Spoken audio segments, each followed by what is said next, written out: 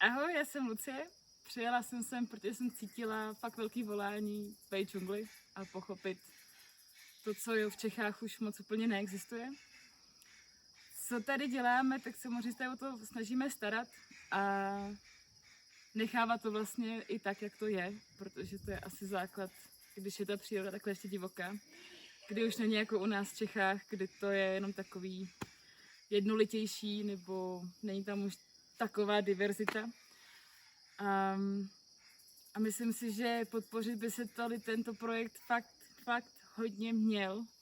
A to z toho důvodu, že vidím, co Ekvádorci dělají tady s tím jejich pozemky, kdy vidím, jak padají nádherný obrovský stromy, kdy vidím, jak tam, kde byla džungle, tak je teď pastvina.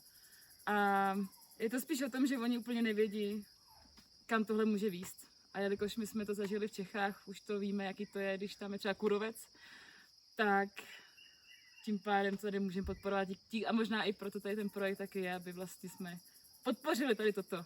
A jestli si myslíte, že v Čechách nedýcháte vzduch z Amazonie, tak se fakt mýlíte. Takže opravdu děláte i pro sebe, když nás podpoříte.